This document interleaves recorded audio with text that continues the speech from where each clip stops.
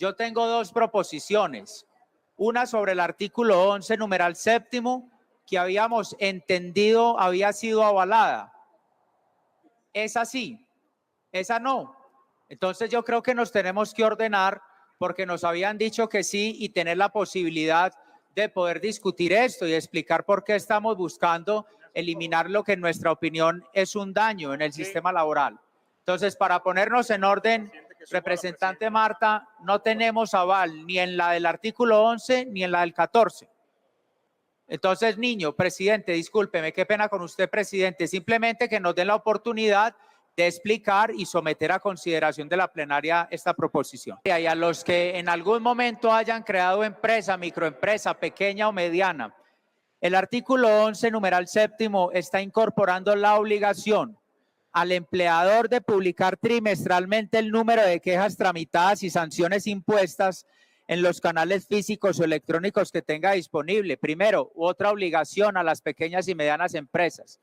Esto lo podrá cubrir una gran empresa que tenga su departamento de talento humano, recursos humanos, pero una pequeña y mediana empresa no tiene cómo estar trimestralmente cumpliendo con este tipo de elementos.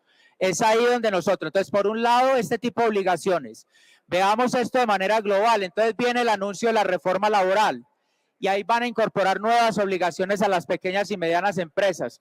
Yo creo que esto inclusive no tendría que estar siendo de obligación de parte de los empleadores en este caso específico, o por lo menos valoremos qué hacemos con la pequeña y mediana empresa. Pongámosle al negocio de arepas o de trapeadoras que tiene 3 trabajadores a que cada 3 meses en los enlaces físicos y virtuales incorpore eso. Sobre el artículo 11, numeral séptimo, pido eliminar, si se escuchara. Y sobre el 14, hay una presunción que se está configurando de manera peligrosísima. Parágrafo del artículo 14. Es que aquí vamos a toda velocidad y casi que nos metemos que cuando se habla de proyectos de ley sobre la mujer perdemos la posibilidad de reformar y no puede ser así. El despido efectuado en el trámite de un proceso por acoso sexual en el contexto laboral dentro de los 6 meses siguientes a la interposición de la queja, comillas, escuchen esto, se presume como retaliación. ¿De dónde surge la configuración de presumir una decisión de esas como una retaliación? Yo creo que, entre otras cosas, carece de constitucionalidad. Yo entiendo el sentido del proyecto. Lo vamos a acompañar, representante Marta, pero hay temas conceptuales que corregir porque no se pueden convertir en la posibilidad de un instrumento temerario que en algún momento cualquier persona quiera utilizar esta condición, esta prerrogativa o esta ventaja que le estaríamos permitiendo en la ley y entonces se empiece a convertir esto en un instrumento de contraataque contra sectores. Además, la carga de la prueba queda para el empleador en este tipo de casos también.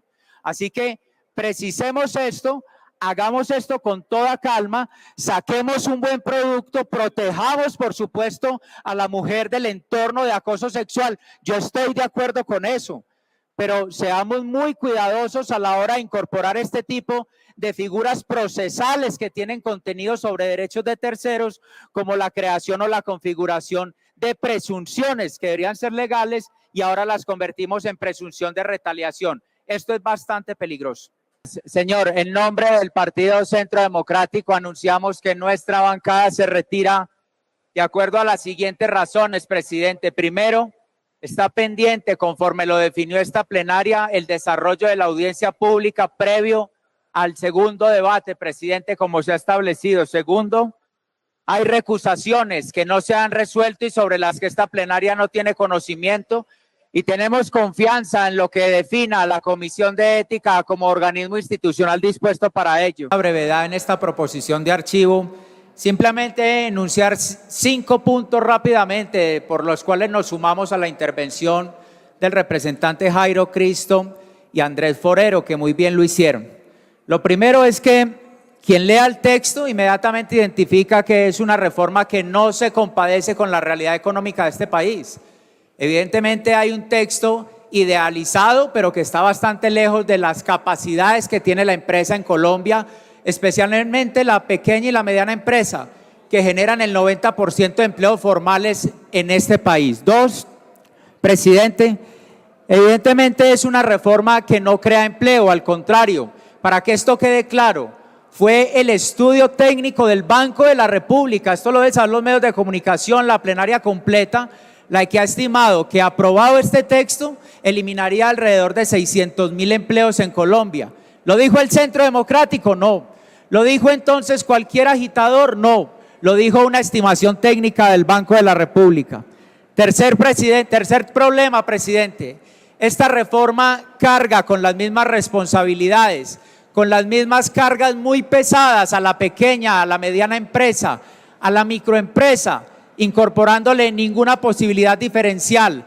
No hay posibilidad que un emprendimiento, una persona que tiene 2 o 3 empleados pueda prosperar con una carga como la que aquí se está incorporando.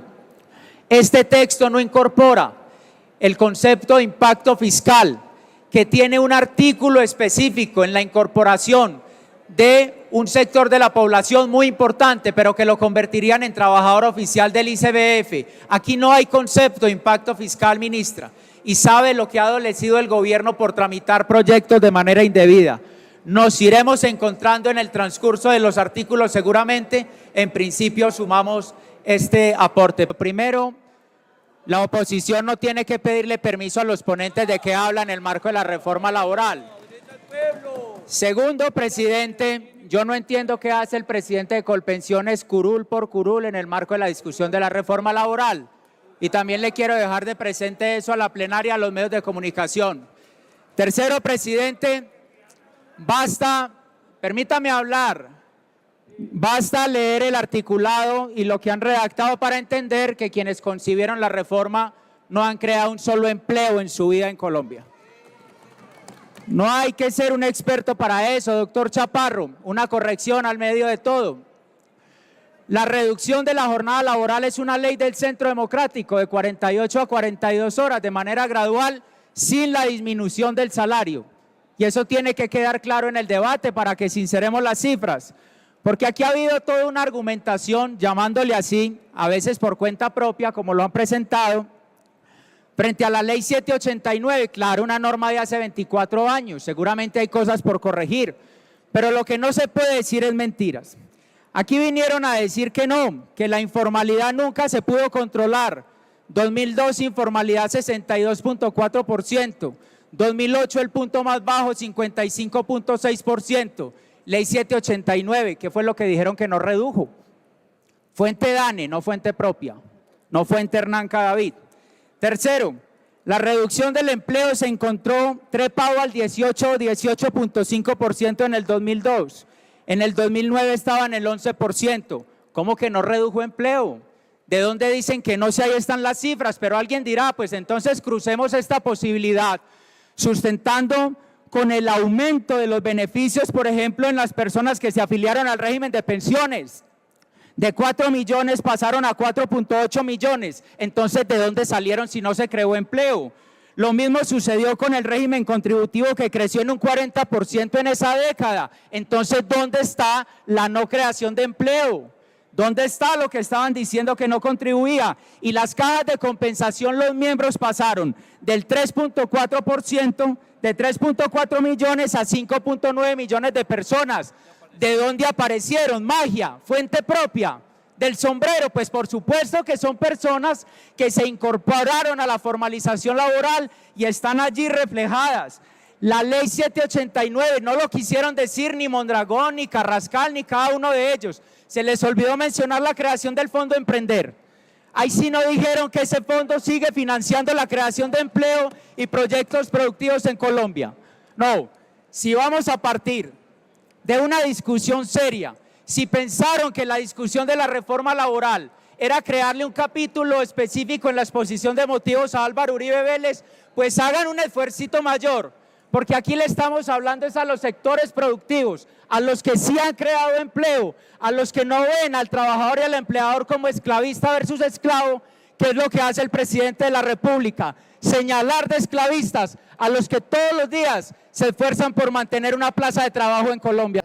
Esta redacción de principios, en nuestra opinión, está muy mal concebida, porque es que se ha ido volviendo una mala costumbre dentro del Congreso que cualquier cosa que se nos ocurra la redactamos como principio sin tener la característica de principio. Y yo creo que hay que buscar una coherencia constitucional y normativa o jurisprudencial. Pero cuando uno va a los principios y dice el principio de igualdad de oportunidades, eso es discurso, eso no es jurisprudencia, eso no es redacción técnica para una norma sustantiva del trabajo en Colombia. Los principios hacen parte, componen el cuerpo de interpretación para el operador judicial. Si yo soy un juez de la República, un juez laboral, y me citan el principio de igualdad de oportunidades, ¿yo qué entiendo por eso?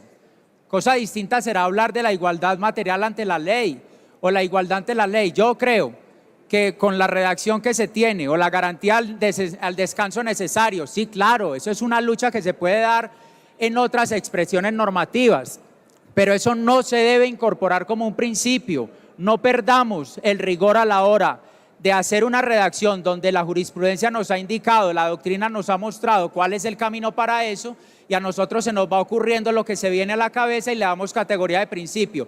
¿Cómo interpreta el operador judicial el principio de descanso necesario? Por esa razón yo me sumo también a la necesidad de eliminación de esta proposición, de este artículo bajo esta proposición, presidente. Gracias. Siquiera que aquí hay medios de comunicación y que esta plenaria está repleta para que conozcan el vergonzoso capítulo que se acaba de presentar en el trámite de la reforma laboral. Para que haya contexto, estábamos en la votación de una proposición para votar artículo por artículo. La opción del sí iba ganando con 53, 54 votos. Usted dilató innecesariamente la votación, presidente Salamanca, y se bajaron los ministros a voltear. Usted, ministra de Trabajo, y usted, ministro Cristo, se bajaron a voltear votos de los otros sectores. Aquí no basta solamente la posibilidad del voto, sino el voto libre, y ustedes están coaccionando vergonzosamente el trámite de la reforma laboral. No aprenden, acaban de cometer semejante descalabro en la reforma pensional. Se les va a caer por la forma en cómo están torciendo el Congreso, y aquí vienen a incidir cuando apenas estamos empezando el debate. Respeten, que después salen a hablar de golpe blando, negligente. Presidente Salamanca, yo quiero hacer una intervención sobre el artículo 4, sobre el articulado, pero yo también tengo que preguntar qué es lo que hace el señor Fabio Arias, presidente de la CUT. Fabio, que se ha declarado un activista en contra de nosotros, en contra de quienes tenemos observaciones, y ahí está sentado en las curules del pacto histórico. Tendrá que decirle usted, Fabio Arias, al país y a los trabajadores, si usted está en defensa de la reforma del gobierno o en defensa de los trabajadores. Y la misma observación quiero hacer para el presidente de Colpensiones, Jaime Duzán. En el pasado debate también insistí y pregunté qué es lo que hacen los funcionarios del gobierno nacional curul por curul. Yo sí quiero saber eso, cuál es su papel, en qué están, pero no pasemos desapercibidos cada comentario que uno hace, porque ya acabamos de asistir aquí a un elemento en el donde los ministros se bajan a torcer los votos de los representantes.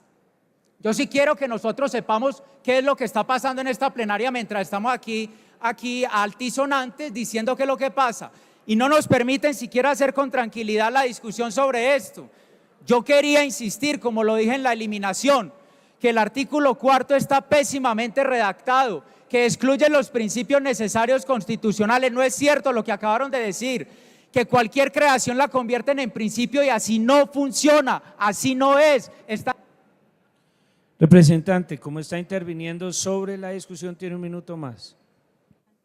Lo que estamos buscando, y en el sentido es, principio no es lo que a uno se le ocurra, la jurisprudencia, en estos casos de manera específica ha trazado qué es lo que debe ser considerado un principio.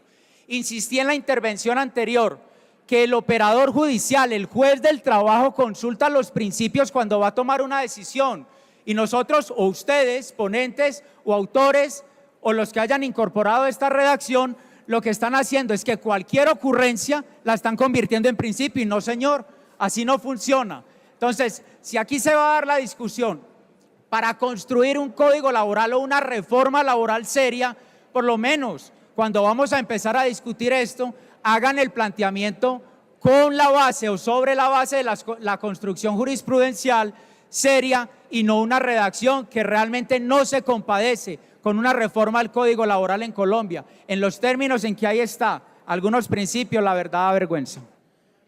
Presidente, esa se la agradezco, porque eso permite que nosotros podamos dar la discusión. A lo que acaban de mencionar, que es que el sindicato es muy respetable, defiende a los trabajadores, defiende la reforma, pero han excluido a otros sindicatos, como la CGT, en cabeza de Jorge Iván Díez, y otros más, muchos más, que no están de acuerdo con la reforma. Entonces, si están ellos en las curules, que estén todos, pero no unos sí y otros no. Es que se enredan solos. Cuando yo acabo de escuchar que el artículo 53 transcrito al artículo primero, principios, es para darle, comillas, autonomía a la Constitución, yo no logro entender eso. ¿Cómo así que es darle autonomía a la Constitución? ¿Con qué? ¿Cómo se hace eso? Yo realmente no alcanzo a comprender desde el punto de vista estrictamente jurídico qué es lo que están planteando. Más fácil si nos dicen, mire, hicimos una transcripción que más o menos nos gusta, pero sean honestos en el debate. Pero no nos jueguen con articulaciones de la Constitución que luego modifican convenientemente para luego decirnos que es, comillas, darle autonomía a la Constitución. Y a la ponente, con mucho respeto, representante María Fernanda, son varios los representantes que han pedido que usted les emita respuesta precisa sobre algunos artículos y algunos temas precisos. Por favor, de verdad, para la tranquilidad y la honestidad intelectual de este debate, proceda a dar las respuestas. Aquí que tantas veces se abrogan las interpretaciones de la Corte Constitucional, yo quisiera leer una parte de esa sentencia 016 del 98. Insisto, Corte Constitucional, ojalá nos prestaran atención, porque después salen a decirnos por allí de otros sectores que somos irrespetuosos, pero ellos ni escuchan. Comillas, el principio de la estabilidad en el empleo no se opone a la celebración de contratos a término fijo. Está diciendo la Corte Constitucional, pero además, en la argumentación que nos está dando el gobierno y los ponentes, están casi que presumiendo que el contrato a término fijo es un contrato de prestación de servicios, que no hay vacaciones proporcionales, que no hay prima proporcional, todo se paga, como lo acaba de explicar Piedad Correal. Aquí, más que un nuevo artículo o crear esa resolución que allí están planteando, es un asunto de Ministerio del Trabajo y vigilancia de las empresas y de los empleadores. Pero yo por eso hace unos días decía aquí mismo en esta plenaria, así me digan irrespetuoso, pero es que lo tengo que decir acá, pero parece que quienes redactaron la reforma nunca hubieran creado un empleo en Colombia y no han entendido cuál es la dinámica de estos asuntos, ni la dinámica económica, pero no equiparen el contrato a término fijo con un contrato de prestación de servicios, porque la misma Corte ha dicho que no se opone a la estabilidad laboral. Yo he escuchado a varios miembros, o bueno, al representante Forero y el representante Salcedo, que son miembros de la Comisión Séptima, insistiendo en la modificación de lo que se logró en la séptima hacia el debate de la plenaria. Y eso ha creado un obstáculo a la hora de encontrar una fórmula que ahí sirva. ¿Estamos de acuerdo, representante Salcedo? Es así. Y no pueden decir que es irrespetuoso que por favor la ponente nos contara cuál fue la razón de la modificación de lo que se logró en la Comisión Séptima, que se trae a la plenaria y que hoy crea un malentendido o una visión diferente a lo que ayer se había logrado, con la confusión de esa naturaleza. Y quiero decir algo, señor secretario.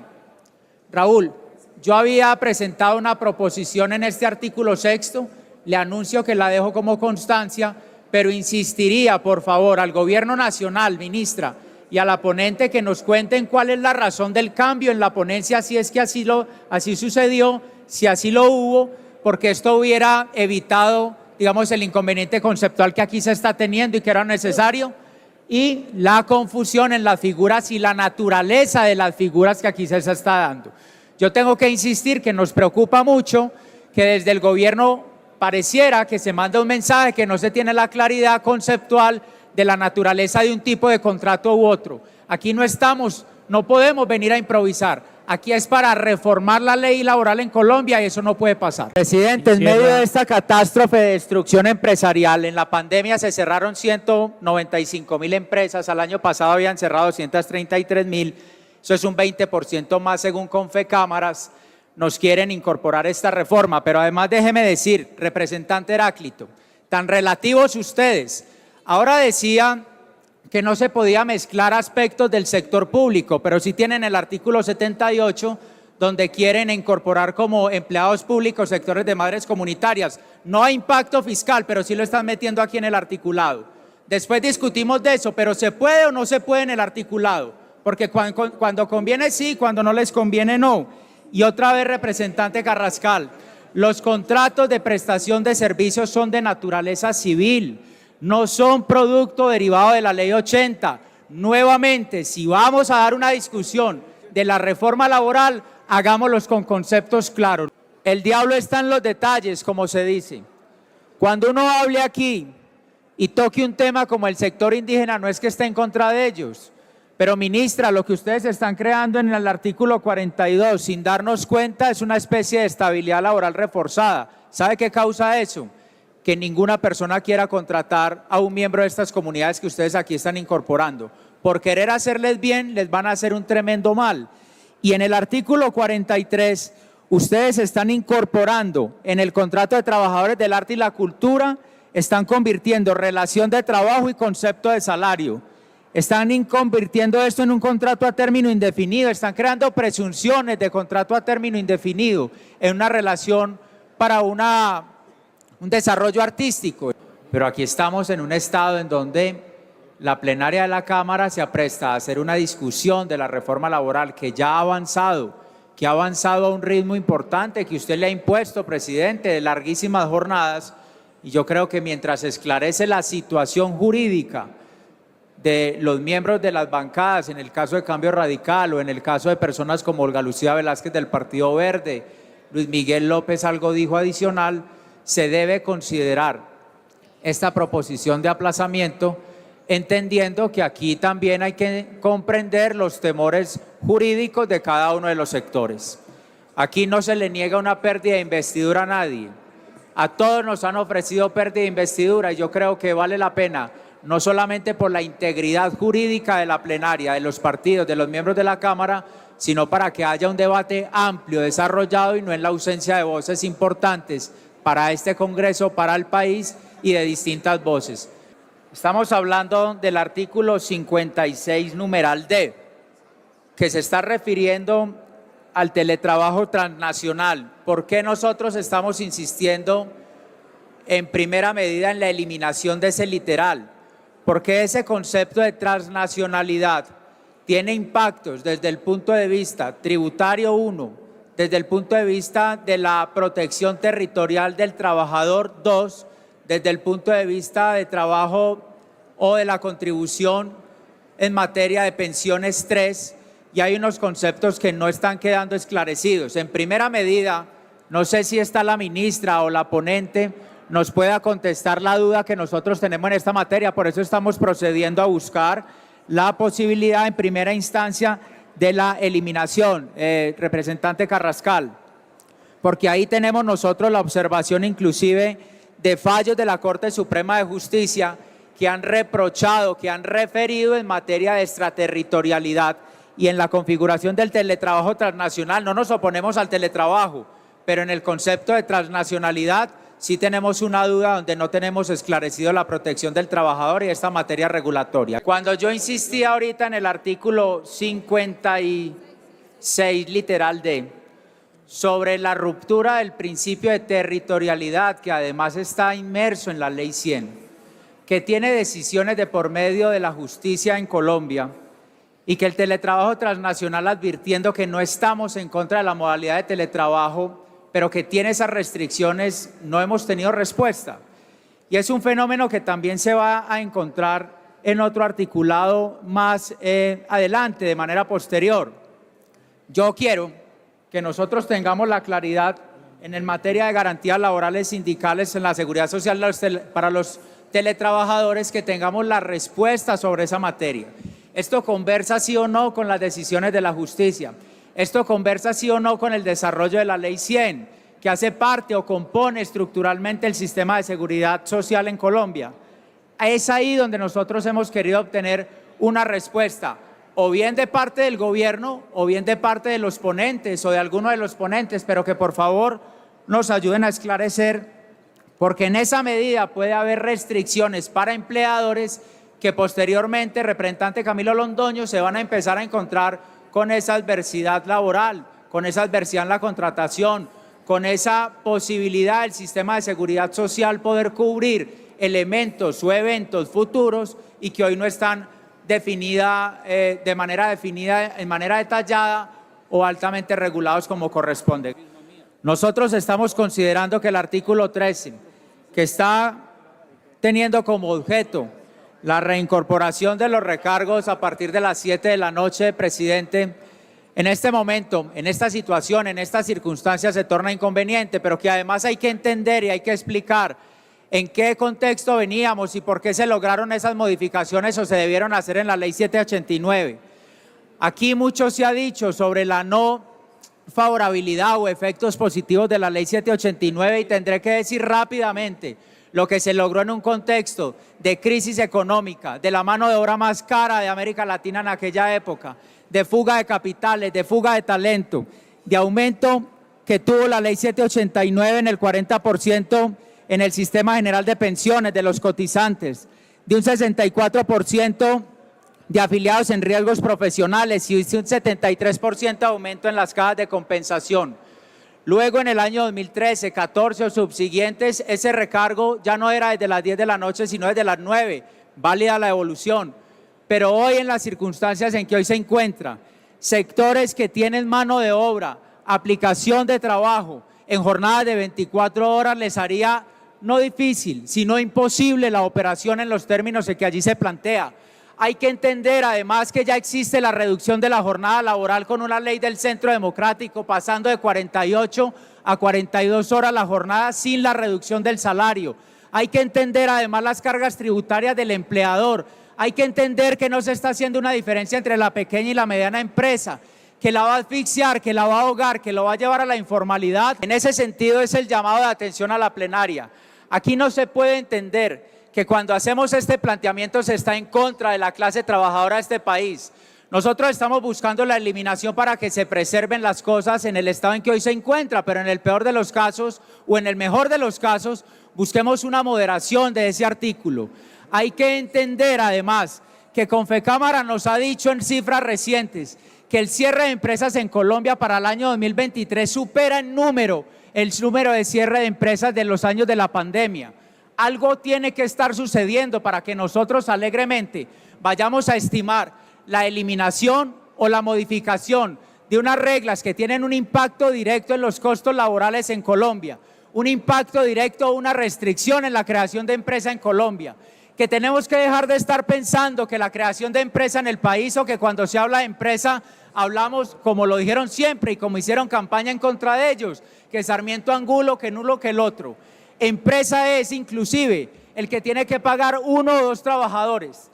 Empresa es inclusive la pequeña microempresa de arepas o de trapeadoras o de usos o de maquinaria o la pequeña tienda comercial en el barrio de cada una de las ciudades de Colombia. Pensemos cuando tengan esas cargas laborales, cómo les alivianamos. E insisto mucho, sectores que tienen producción, estacionalidades o práctica o uso de la mano de obra de 24 horas, hay que pensar en esa consideración, no solamente hacer unos cálculos superficiales, unos cálculos que han dicho que no se generaron empleos en las reformas, que seguramente haya cosas por corregir, pero no demonizar unas medidas que se tomaron y que si hoy se pueden discutir para buscar un equilibrio lo hacemos. Pero esta decisión de este artículo debió haberse votado de manera individual y muy a conciencia. En este festival de licencias, nosotros hemos querido incorporar una proposición, una ampliando la explicación del literal C. No se puede dejar de una manera tan vaga la redacción de una norma a la hora de hacer una solicitud de una licencia al empleador, de lo contrario, ministra, le va a crear conflicto permanente en estas solicitudes.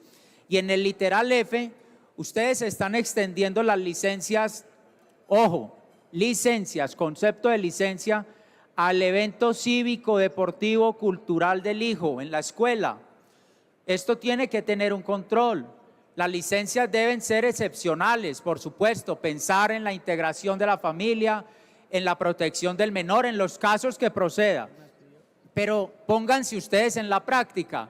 Si cada que el hijo o el sobrino va a ir a jugar un partido de fútbol, trabajador le va a ir a solicitar una licencia al trabajador, aquí no hay una limitación en el tiempo ni el número de oportunidades. Yo creo que esto hay que controlarlo. Por eso estamos proponiendo que ese literal F deba ser eliminado porque está ampliamente redactado y a toda la interpretación. Pues miren, artículo 11. Nosotros habíamos presentado una proposición porque además en cada una de las explicaciones, y lo quiero decir con mucho respeto, ministra, yo escucho muy largos discursos, ni una sola cifra, ni un solo estudio de impacto económico, ni una sola medición. Habíamos presentado una proposición en el artículo 11 en la reubicación de personas amparadas con estabilidad ocupacional para que dijéramos en un inciso final, siempre y cuando dicha situación le impida a la persona cumplir con las funciones para las cuales fue contratado, ojo a esto, previo concepto emitido por la administradora de riesgos laborales. ¿Cómo no va a ser necesario que la ARL esté de por medio en la calificación para conceptuar sobre la reubicación? ¿Cómo no va a tener que tener injerencia en la opinión o en la conceptualización si tiene injerencia económica? Pero es que además ARLs también del Estado, es que pueden estar causando el propio detrimento en estas medidas. Yo lo que he sentido en toda la discusión de este articulado es una tremenda superficialidad. Demos estos derechos, concedamos estas licencias, ni un solo estudio de impacto, por favor revisen. Miren, frente al artículo 39 y trabajadores migrantes, una realidad ineludible, la mano de obra y la laboralización en la que hay que caminar y formalizar. Sin embargo, eso no quiere decir que el artículo en los términos en que hoy se encuentra sea la solución para resolver ese problema. Hoy no está con todos los instrumentos que deben estar compuestos, entre otros, porque la redacción del artículo, aunque está haciendo referencia al Ministerio de Relaciones Exteriores, expresamente está dejando por fuera, está omitiendo la participación de la Unidad Administrativa Especial de Migración Colombia. Ese elemento no está. Yo le quiero preguntar, representante María Fernanda Carrascal, aunque aquí estamos en la discusión sobre eliminación, que se tenga en cuenta la incorporación expresa de migración, porque si se dejan los términos del Ministerio de Relaciones, luego ¿quién asume la competencia? Artículo 39. Dejemos, por favor, incorporado, ojalá, la responsabilidad de la Unidad Administrativa Especial de Migración Colombia para que tenga los elementos y los instrumentos y no se presente el fenómeno que bien mencionaba mi compañero Andrés Forero. Yo quiero llamar la atención del señor ministro de Interior, Juan Fernando Cristo, y de la señora ministra de Trabajo en este artículo. Yo creo que aquí en esta plenaria no hay alguien que quiera desmejorar las condiciones para las madres comunitarias. Ministros, ponente. Pero yo no quiero que esta intervención pase como una más del bloque. Yo quiero que ustedes le digan a esta plenaria si el gobierno tiene en sus manos el impacto fiscal que representa este artículo para el presupuesto general de la Nación en los próximos años. No me vayan a pasar, por favor, esta intervención como una más del bloque. De lo contrario, vamos a tener que solicitar, presidente, que la separe, porque aquí no ha habido parte del Ministerio de Hacienda para explicar cuánto impacta esto. 2, un presupuesto general de la Nación desfinanciado y ustedes presentan un artículo y nadie sabe de dónde va a salir. 3, tengo entendido que este artículo no estaba en la ponencia de la Comisión Séptima. ¿Dónde está la consecutividad?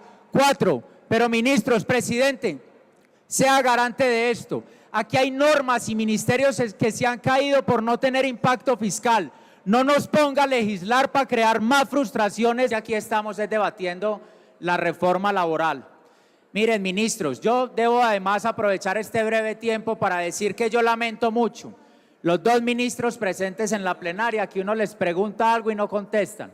Ayer en el debate sobre el impacto fiscal en materia de madres comunitarias, lo votamos muchos, no fueron capaces de decirnos si tienen previsto el impacto o no, que es la mínima responsabilidad. En el artículo 66, aquí estamos diciendo que van a crear un procedimiento judicial sumario. Aquí están creando normas de corte procesal mientras se discute en la Comisión Primera el nuevo Código de Procedimiento Laboral. Mientras tanto están incorporando una norma de todo el corte procedimental en el Código Sustantivo del Trabajo. Yo quiero entender eso.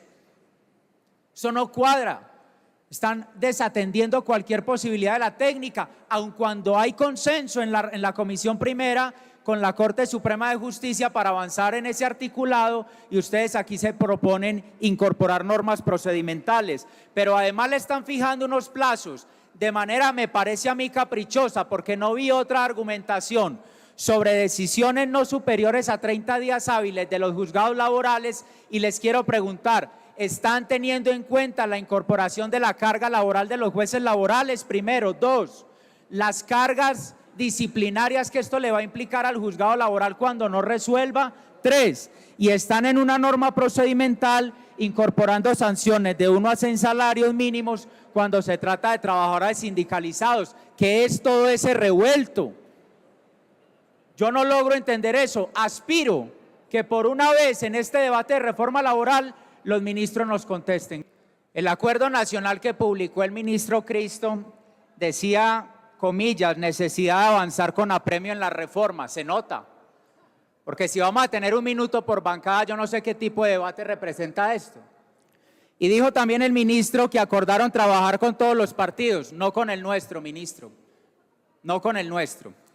Me queda 1 minuto y medio menos para hablar de 2 artículos de profunda importancia. El primero, el procedimiento judicial sumario, ya lo acabamos de decir, están tramitando un artículo procedimental en la norma sustantiva.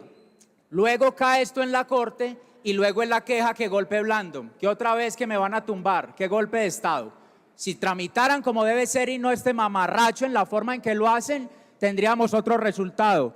Y en otro elemento quiero decir en este tiempo muy corto que nos queda, ministra del Trabajo, que por allí la encuentro, que cuando están hablando de las garantías del derecho a asociación sindical están restringiendo las libertades de quienes no se quieren sindicalizar. Que en los permisos sindicales no entiendo por qué no nos aceptan la proposición que dice que los permisos no deben afectar el normal funcionamiento de la empresa. Y en el literal C, María Fernanda Carrascal, representante, hemos dicho que el acceso a la información por parte de los sindicatos debe ser respetando el secreto de las empresas, que es de profunda importancia. No, señorita, pues si usted lo aprobó, ¿por qué no nos contesta? Es aquí donde queremos. Yo veo que usted me hace un gesto, representante, de que eso está incorporado o aprobado. Yo no conozco que lo hubieran hecho. Si es así, gracias. Pero no puede ser que el acceso a la información por parte de los sectores sindicales vaya a poner en riesgo el secreto empresarial con todo lo que esto representa. Presidente, entendemos muy bien lo del acuerdo nacional en el apremio, en el trámite de las reformas, pero con nosotros no contaron ni aceptamos esa condición. Él presentó en su acuerdo la necesidad de avanzar con apremio en las reformas. Ustedes lo están demostrando. Quieren todo a 1000, artículos mal discutidos, bloques disímiles que no hemos tenido la oportunidad de rebatir ni de plantear los argumentos del daño profundo que están causando con esto. He insistido hasta el cansancio, no sé, y lo digo respetuosamente con los compañeros de la Comisión Primera, que también fueron ponentes de la reforma al Código de Procedimiento Laboral. Están metiendo dentro de este artículo normas procesales en el contenido sustantivo. Reitero y casi repito, ministro Cristo, la intervención que hice hace unos minutos. Hacen este tipo de atrofiaciones legislativas, porque eso no tiene otro nombre. Luego caen en la Corte Constitucional y sale a decirnos el presidente de la República que eso es un golpe de Estado. Empiecen por tratar los temas en la manera como corresponde. De las carreras no les queda sino el cansancio, como les quedará la carrera de la reforma pensional, doctor Dusan, que está por ahí, que se las va a hundir la Corte. Entendiendo los términos en que usted lo plantea y que es una decisión del presidente, esa decisión es apelable también, presidente. Y nosotros estamos solicitando en este bloque de artículos, que es tal vez lo más grueso de la reforma laboral, ustedes que han tenido tiempo y todavía lo tienen, que no cometan los mismos errores. Queda un artículo además muy importante, el del contrato sindical. Permita que ese artículo se discuta y se vote de manera autónoma. Ya, listo. Si su decisión es que no, porque seguramente desde el gobierno le dicen que no, pues entonces nosotros apelamos la decisión o proponemos que ese artículo, presidente, se pueda votar de manera autónoma. Una cosa es, señor presidente, se lo voy a decir con mucho respeto, ser el presidente de la Cámara y eso lo respetamos, pero tan congresista usted como lo somos todos los que estamos aquí sentados y tenemos algo que defender en esta reforma. Miren, en el mismo sentido, yo no sé qué es eso tan malo que le ha hecho el sector minero energético, en este caso minero, al país, aparte de ayudarlo.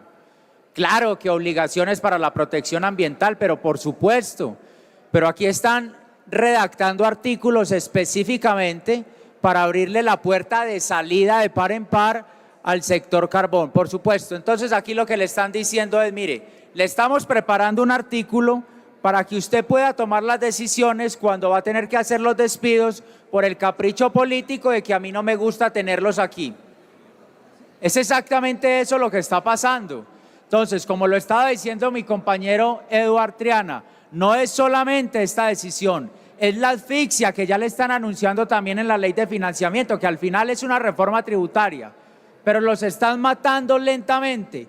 Es un mensaje de toda la legislación y el planteamiento del gobierno de asfixiar, de ahogar, de aniquilar a todos los sectores, en este caso este específico que le ha servido al país. Qué tristeza que terminando esta reforma laboral como está terminando, entremos en este artículo, pareciera que en este país tienen mayores y más garantías los llamados gestores de paz, que pareciera que les van a tener que poner un expendio de gestorías de paz en Plaza de Bolívar, que alguien que se ha dedicado a darle empleo, productividad e ingreso a la región y a los trabajadores de Colombia. ¿Qué fue lo malo que les hicieron? Una constancia en esta plenaria, que en nuestra consideración o en esta consideración se ha vulnerado el requisito de publicidad.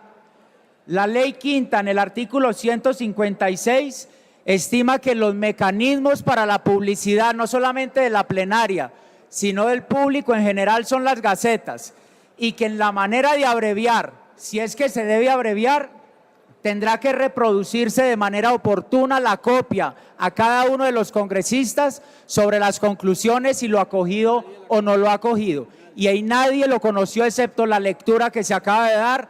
Dejo esa constancia que en mi opinión es un vicio en el procedimiento como ya se han cometido en los otros trámites.